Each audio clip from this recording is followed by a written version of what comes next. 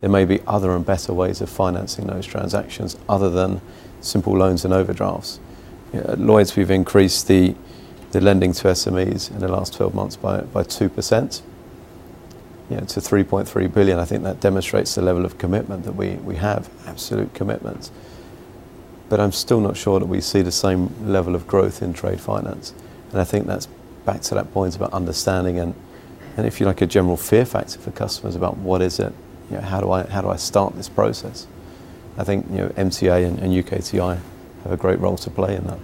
I mean, in capital goods, the working capital finance is every bit as important as getting finance at the sales end, because clearly if you're going to ship £3 million worth of product, you've probably got about £1 million worth of material that's been on your shop floor for 6 months.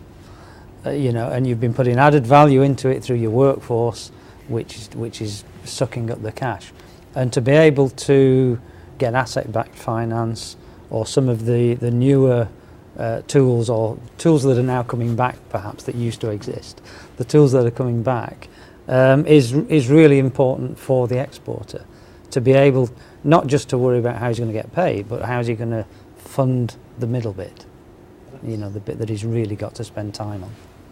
That's key for me. We can have greater visibility of the transaction, we can see the repayment routes, and through those trade structures we can actually provide potentially additional financing and additional capital that perhaps otherwise wouldn't be there through a straight loan, and that can make an important difference, I believe.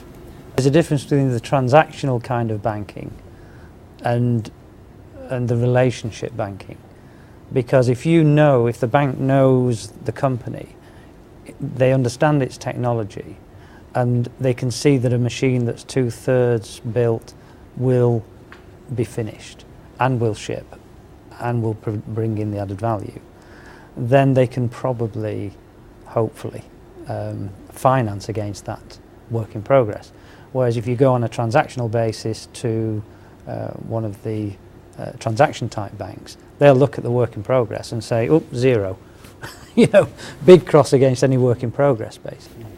I think also for exporters as well, or for any business, there's bank finance, but most businesses are supported by their suppliers as well. So it's a question of when your working capital requirements change, how are you changing your relationships with not just your buyers but your suppliers to really try and get the best support for the business that you can, because the bank might not be the cheapest and the best route to do that.